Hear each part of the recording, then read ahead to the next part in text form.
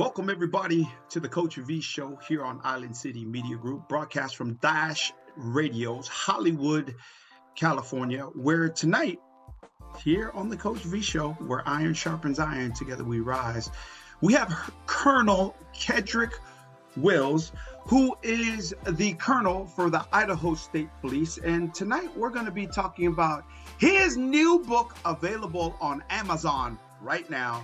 And it's called Lead Now, no title required. Unleash the power within to get where you want to be. It is a book on leadership that has a great hometown, U.S. small town living, but high leadership at any level of the world feel to it. One that you will greatly enjoy and then also grow from. And you can listen to the whole interview right after a word from our sponsor. Shout out to Kedrick Wills, the entire Idaho State Police, and the Wills family for making this world a better place. ICMG, thank you so much. See you soon. Listen to this commercial from our sponsor this evening. Bye-bye.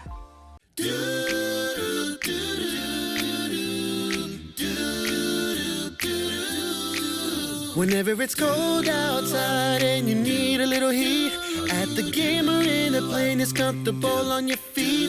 When it's time for a nap, it's a pillow for your sleep. Get your comfy blanket now. Get your comfy blanket now. Welcome to the Coach V Show, your Hollywood radio show for personal development with expert insights and interviews to help you, me, and we work to be our best and live our best life. And offering for your consideration through some of my insights, but definitely through our featured guests, some success frameworks, behavioral models, and also life lessons that if you should find value in it, that you subscribe and deploy all over your life, leadership, and business. Thank you for tuning in to this episode of the Coach V Show, powered by Island City and broadcast from Dash Radio Hollywood Studios. And tonight we are going to be featuring my brother from another mother, brother and Colonel Kedrick Wills, that throughout his 30-year career, Colonel Wills has served in a variety of ranks and assignments. In 2013, he became ISP's Deputy Director and was promoted to the rank of Lieutenant Colonel. In 2017, Governor Otter appointed Colonel Wills to his cabinet as the ISP Director, Idaho State Police. He was promoted to the rank of colonel and accepted command of the organization July 2nd of 2017. In 2019, Governor Little appointed him to serve in his cabinet, and he once again was confirmed unanimously by the Idaho State Senate. Today, though, we are talking about Colonel Wills in terms of his new book, Lead Now, titled where it says, No Title Required, Unleash the Power Within to get where you want to be, on paperback, and it has been available on Amazon since October 26th of this year. All readers, said Harry Truman, as all leaders are readers, says Harry S. Truman. This groundbreaking new text and book focuses on becoming the best version of ourselves by realizing the power within each of us. It is not necessary to have a position or title to be a leader or to achieve the meaningful life we are meant to lead. Join this nationally renowned speaker, Kedrick Wills, on a journey of strength, self-discovery, and a true community building. You can get that book now. It's called Lead Now, and the station will have it right up for you to see here on the screen. And you can get that on Amazon. Welcome to the show, Brother Kedrick Wills. Ked, thank you so much for coming on the show, Colonel. Hey, Coach, thanks for having me. It's great to see you today. It's always a pleasure to be around you. And we featured you on the show almost 2 years ago as the Colonel. But today we're here to talk about your new book that is titled Lead Now, No Title Required, Unleash the Power Within to get where you want to be. Talk to us about the new book. How does it feel to be an author? Well, Coach, thanks for the opportunity to share. I like you, I'm pretty passionate about helping people get the most out of their lives to get where they want to be. And here's what I learned throughout my nearly 3 decades in uniform. I thought that you had to have a title and then the leadership came. I had it backwards. The leadership comes first and then the title comes. Because here's what I learned about titles is titles are transient. Somebody had them before us and somebody will have them after us. And so it's not so important what we do. What while we have the title isn't the most important thing. It's who we are as a person is what's most important. And that is the true power of leadership. It's not the title or the authority that we have to be the leader. It's the power or the ability of who we are as people that make us great leaders. And when I watched you coach on the field, most people will say on the green, we'll say on the blue. When I watched you coach on the blue, it was who you are that made you a great coach. And that's what I want people to understand. It's not the fact that you were a coach. You were a coach because of who you were and who you are that translates into what you're doing now. And that's the whole premise of the book. You don't need a title to be a leader. I had it completely backwards. Yeah, I love that. And I remember our first interview when you said someone was in this position before and someone will be in my position after. And now, as you talk about transient leadership, it makes so much sense because those of us that are in personal development, we do understand what we get in the titles, but who we become. What else? What else should we expect from the book, Brother Kid? So the book is really all about understanding a couple of things. If we're going to be the very best version of ourselves, we've got to understand how we see the world or the perspectives that we bring. Because my perspective of the world is made up of everything that makes me who I am. It's made up of my education, my value system, my belief system, how I was raised, everything that every experience I've ever had that makes me me is the lens through which I see the world. And every experience that makes you you is the lens through which you see the world. So even in this conversation throughout your vast audience, every person is experiencing this different, even though each of us is hearing the same words. Because of that, then we don't see the world as it is, but rather we see the world as we are. As we are. And if Yes, that's sir. the case, and we understand that, then the next level after that, the next level up in leadership is to understand how the people we're leading see the world because they don't see it the way we do. And we have all kinds of examples of CEOs and directors of agencies and organizations that only see the world through their lens or through their chair of the corner office and aren't trying to see it through the lens of the person who's doing the work at the ground level. And if you can't see it through their lens, then you're doomed to fail as a leader. But if you can see it through their lens, there is no limit of what you can do in leadership. To understand, it doesn't mean we have to agree with them. It just means we have to try and see it through their lens. And that's something I learned when I went through the Naval Postgraduate School in California, in Monterey, California, several years ago. I did an executive leaders course there, and they helped us understand this principle of try and see it through somebody else's lens. In that case, it was Homeland Security, but it works equally well in any aspect of leadership. As a parent, try and see it through the lens of your child. It doesn't mean we have to agree with them, but at least try and understand, because we do know this: every person's actions make sense to that person, or they wouldn't act that way. So how do we try to understand and make sense of their actions to us? It doesn't mean we agree, but it does help us lead them more effectively if we can see how they're perceiving what's going on. Oh, I love that. People want to feel appreciated. And I say this often, and I say it a little bit different than most, where people don't give a shit what you know until they know how much you care. And when you see people in terms of their perspective, they felt like they're heard, being considered, appreciated, and that we actually see them as people. What else? Please, right? Am I on the right track with that? And then your thoughts. Yeah, you're absolutely right, Coach. This is exactly correct. That people, it only matters how much you care about them. Other things that we think are such a big motivator are really in reality short-term motivators. Money, you have to have enough money to live. But Yes, sir. there's a certain level that money is no longer a motivator. It's about being involved in something bigger than you. That's what drives athletes to be athletes. They want to be involved in something bigger than themselves. They want to be the we before I concept of team, right? They want to be involved in something bigger than themselves. That's why service is such an important aspect of leadership, because we really have a hard time disliking people we're serving.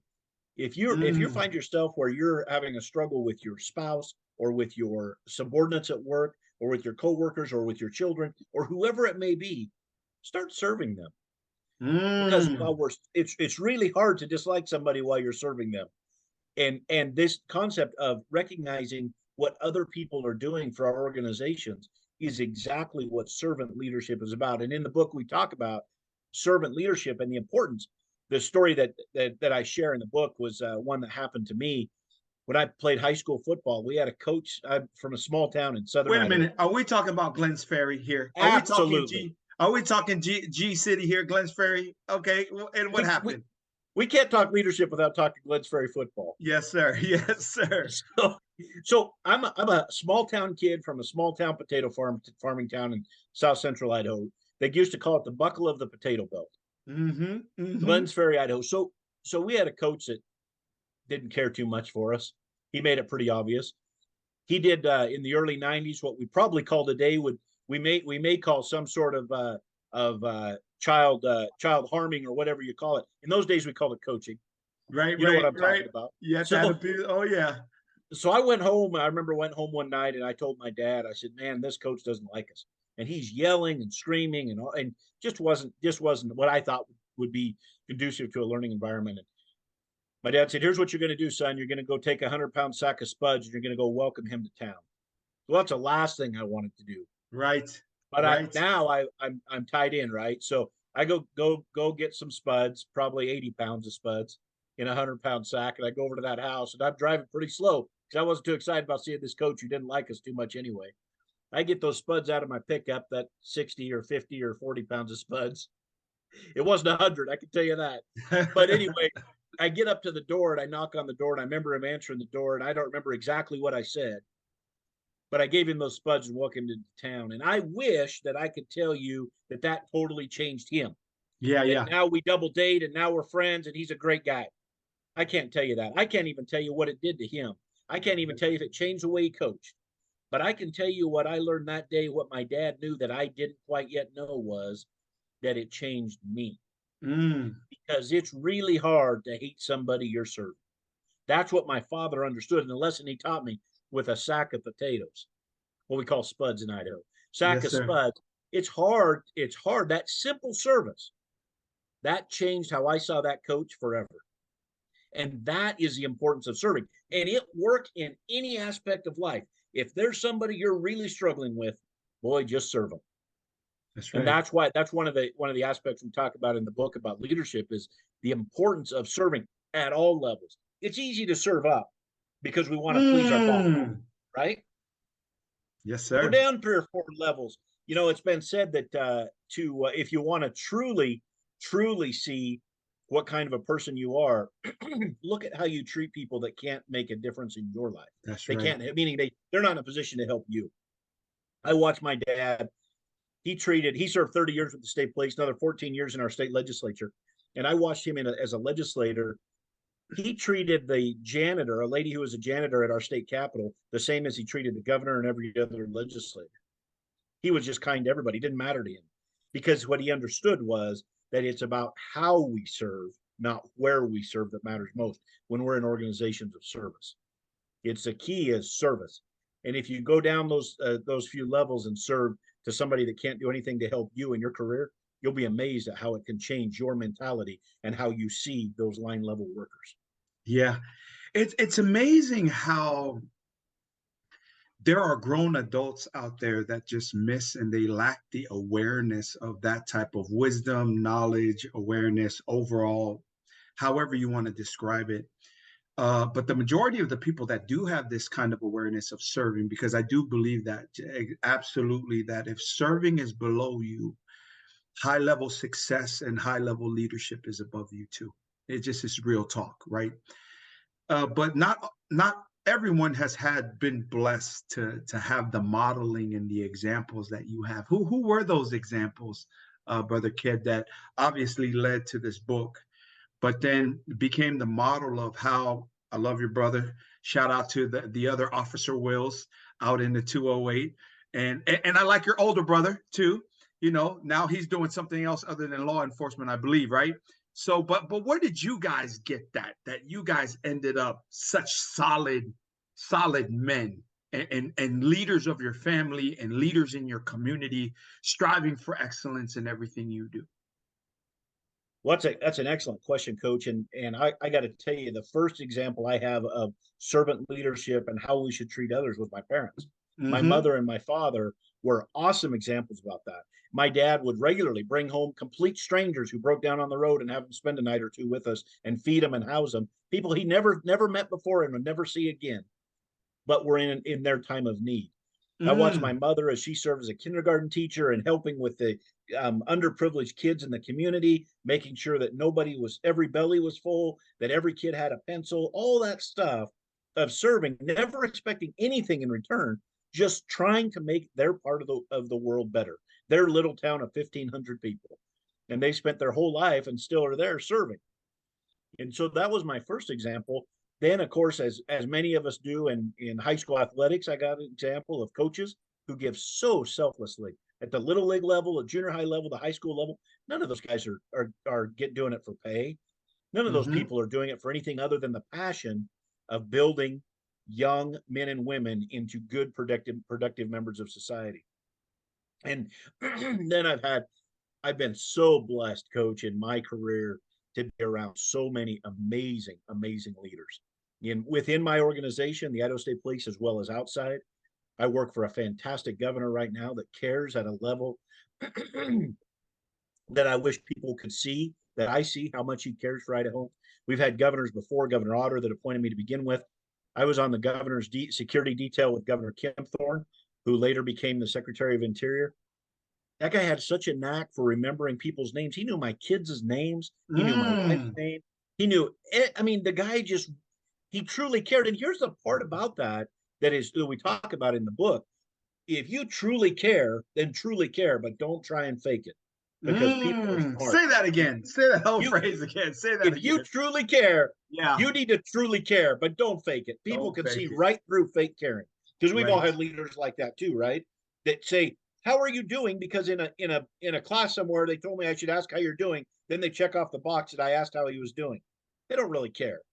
But I've been around people who truly do, and Governor Kempthorne is one who truly cared. And I've been around a lot of guys like him and gals like him that truly cared and set down the example. But here's the beauty: even if you don't have the example of that, and the book lays out, if you don't have the example of that, here's how you can do it yourself. Mm. Start caring. But yeah, bring that framework out. Start caring. Keep going. What else? Yeah, start caring. Start serving at that level. Mm-hmm. Understand if you want to be the very best of who you are, the very best version of yourself, which is really the race we're in, right? It's not a race of me against Coach V. Yeah, right. It's a race Us against against me us. and the very best version of me. Mm-hmm. That's your race too. So we think that we're all lined up on this track, a race against each other. And the reality is we're lined up in one lane. And the race is against our very best version of ourselves. And if we're going to be the very best version of ourselves that we can be, and this is what you preach all the time, Coach, in your book and in your podcast and everything, the very best version of what we're going to be of ourselves, then we have got to be focused on what we should be focused on right then. I had a high school football coach, Bill Brock, won many state championships, very successful high school football coach in Idaho. He always told us about the win principle. What's important now? Important now. Yes, sir. And if you focus on right now, the most important thing we're doing is you and I having this conversation. When we get done with this conversation, whatever we move on to next, that's the most important thing right then. If you focus on that, you're going to have the best version of yourself all the time if you're focusing on what is important right now. And I think I that love that. principle is very helpful as well. Good. And then what about what uniqueness there is for great leaders is to have great support at home from their spouse.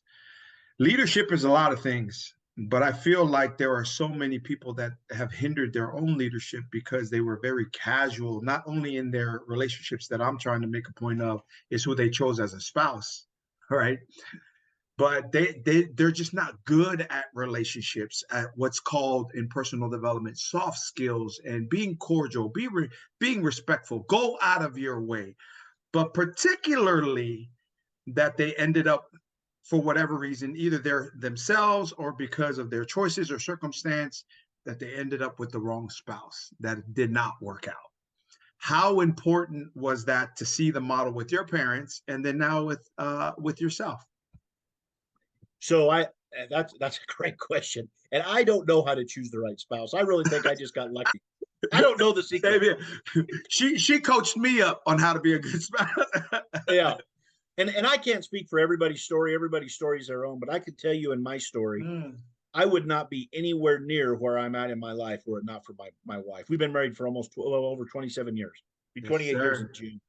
And I that's not everybody's story. And I'm not saying that if you had a relationship or two or however many that haven't worked out, that's right. That's right. Person. I'm not saying that at all. It just wasn't my story. But in my story, I cannot imagine being where I'm at without the support I have at home. And not just from her, but from my children as well. Yes, we have 4 kids, and each one of them, I say at the front of the book, you're my people. That's who I dedicate the book to.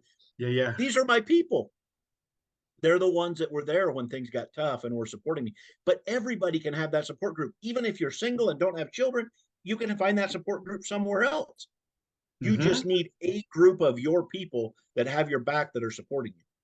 Because it is so important. If it's not at home, it's got to be somewhere else, that you have a group of people supporting you and helping you. Look, I can only speak for myself. I'm assuming you're the same, but I can only speak for sure for myself. I am where I am today, not because of what I did, but rather because people saw more in me than I saw in myself. And they coached me. You use the word coach you up, and they coached me up. And I owe them. And that's this book is about us getting where we need to be, so then we can turn around and help others get where they need to be. You know the movie "Oh Brother, Where Art Thou"? Where they're chained together and they're trying to get on the train, and he jumps up on the train, and then of course they're chained together. He doesn't turn around and help the people get up on the train after him. They're the escaped criminals. Yeah, right. And so they all stumble and fall and get pulled off the train. I think there's a life lesson there that we can learn in that somebody helped us get on the train. Now we got to turn around and help the people coming up after us, because if we don't, our organizations are going to fail and our leadership is going to fail because we're not doing our part to help the next generation. Somebody did that before us. We enjoy what we enjoy because of the people that came before us. And it's our responsibility to make sure the people that come after us can enjoy the same thing. No, I love that. I love that. Talk about some of the hardest parts that many rookie leaders or first-time leaders is deflecting blame versus a key A word, which is accountability, and making sure that you deflect success, but you are 100% accountable for the things that go wrong and the failure of an organization. Please, Brother Ked. Yeah, you're absolutely right. And it's natural, right? When you're not the one doing the work down at the worker level anymore, right? You've promoted up to a supervisor or a leader of some sort in your organization, and something goes wrong down below you. It's natural to turn around and say, what is wrong with you guys, right? Just like the "Oh brother, where art thou?" The first thing he says when they fall off the train is, geez, guys, can't I count on any of you? Yeah, right. Because he's conditioned to believe if something goes wrong, it's a fault of somebody down line. And they're just as conditioned to believe that, because their answer is, we're sorry. Instead of saying, well, if you turn around and help us on the train, we'd all be on the train, right? Right.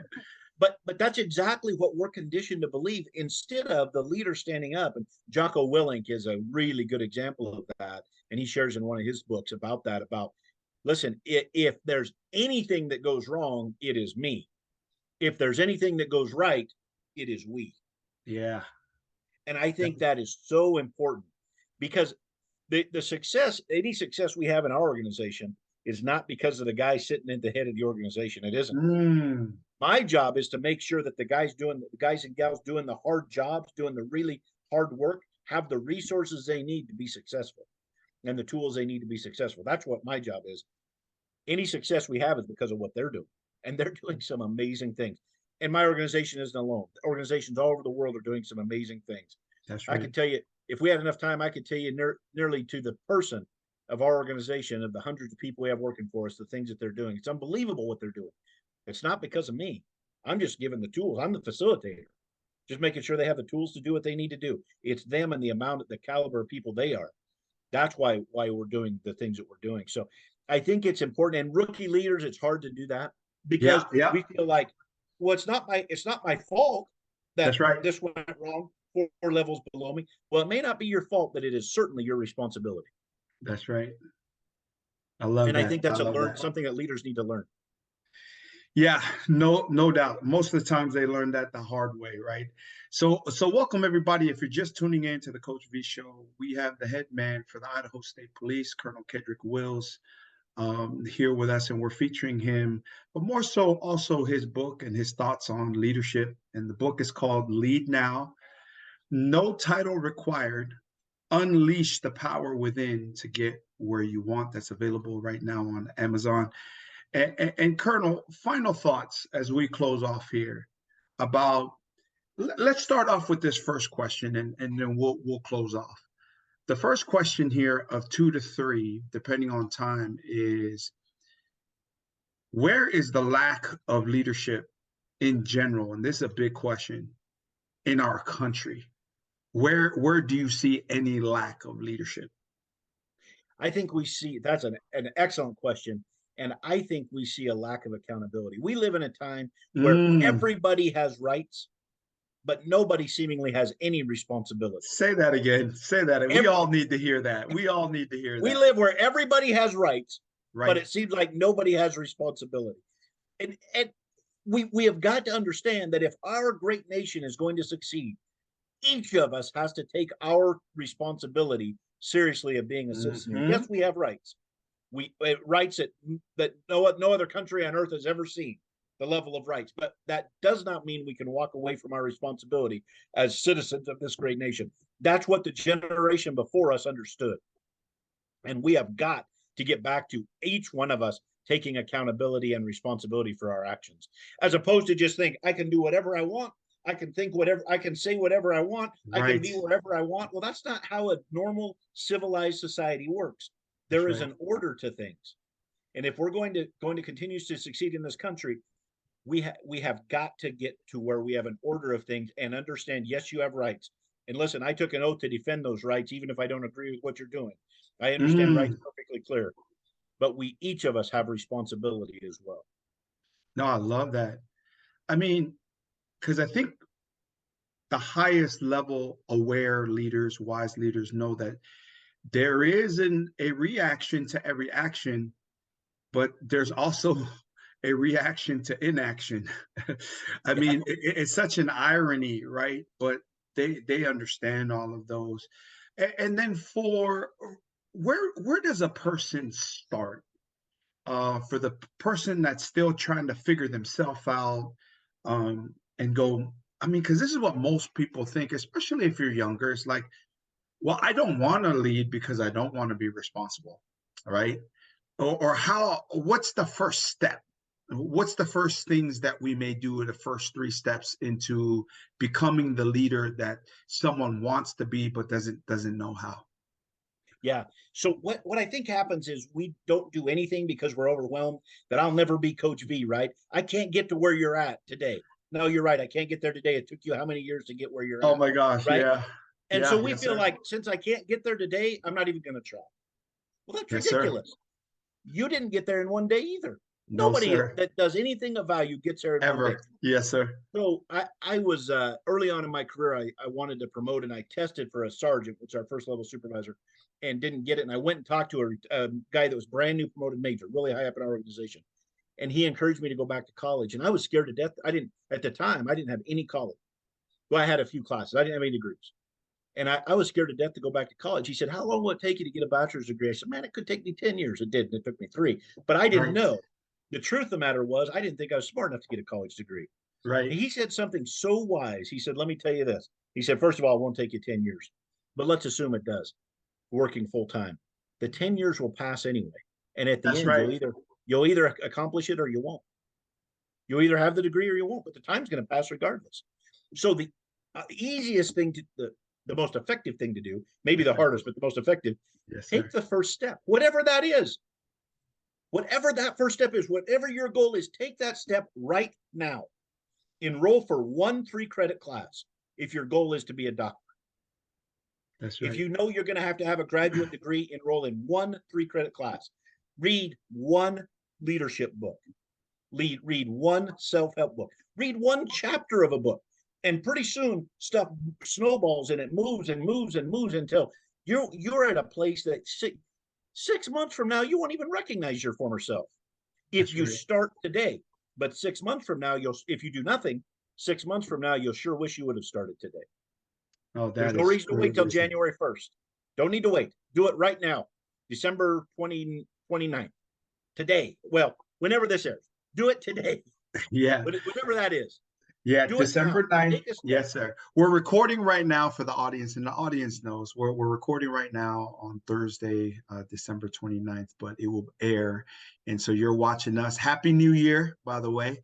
And right now, as this broadcast, it is January 2nd. So we flew into the future and we didn't even know it, Colonel. And then lastly, according to your book, Lead Now, and for everyone in the audience, it is Lead Now.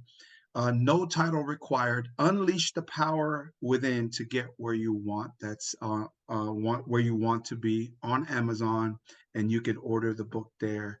Either according to this book, Lead Now, or just for yourself. What would be your message to the world? My message, whether it's the book or in speaking assignments or whatever it is, my message is simply this. You are capable of way more than you realize. Let us help you be your best self.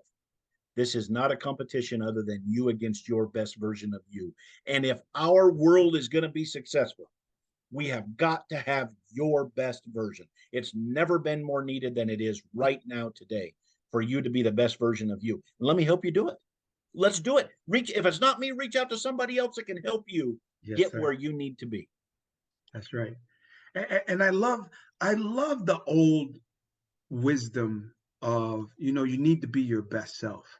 Well, these days, or you need to be yourself, right? I get all that.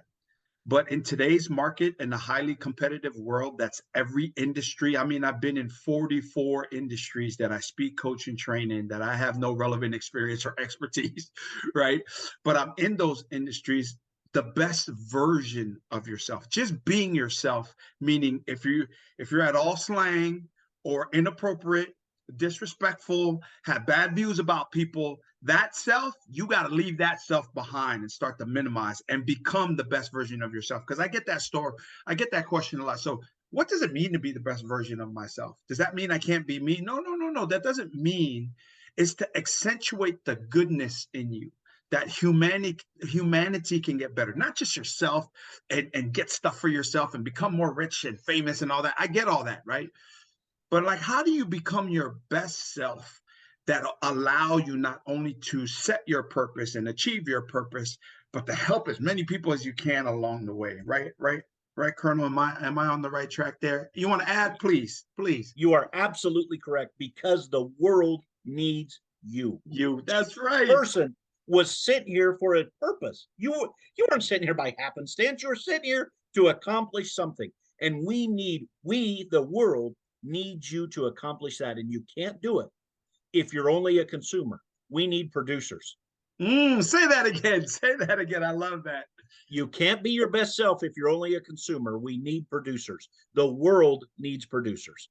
Everything in our world is because somebody produced at their highest level.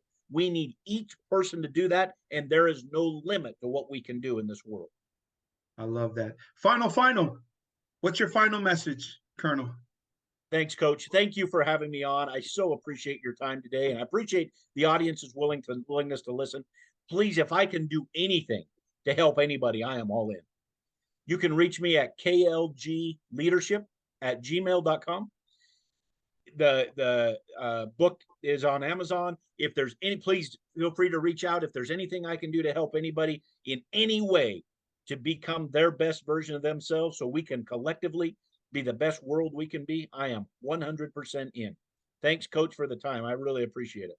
No, thank you so much. And again, you can reach Colonel Wills at klgleadership.com, correct? klgleadership@gmail. At gmail.com. Yes, Yep. At Gmail. And I'll put that, that'll be in the description below for everybody that's watching this, either on YouTube, it'll be on the description. And then for those of you that are listening in and tuning in on Spotify, thank you so much for tuning in. And for everybody else, thank you so much for tuning in to this episode of the Coach V Show, powered by Island City Media Group, broadcast from Dash Radio Studios, Hollywood, California. And for Colonel Kedrick Wills and I, not Kendrick, for all you Polynesians out there that can't spell regular names, even though most of society can't spell our names, it is Colonel Kedrick Wills. And we made a mistake of that in our first broadcast. It's not for the sake of just success that you tune in or we do shows or write books like Colonel Wills just have done, but really for the sake of what we're talking about is that you be your best. In doing so, you realize the best of your abilities and that everything that you dream, work, and pray for can be achieved. This is how leadership coach and national speaker Kedrick Wills live. And this is how your boy, Coach V, lives. All about faith and family. Grateful for God's amazing grace. Until next Motivation Monday, shout out to the Idaho State Police and that agency that for all the good work that they do out in Idaho and throughout the 208 Treasure Valley, all the way to Pocatello, all the way up to, where are we going? Moscow, Idaho, right? Way up there. Clear to Canada. Clear all the way to Canada through the panhandle there. Shout out to all of you for the good work you do, and thank you to Colonel Wills and the Wills family for making the whole world a better place. Until next time, it is your boy, Coach V, your boy, Colonel Wills. We will see you next Motivation Monday. One love, mad respects, live it. Choo-hoo!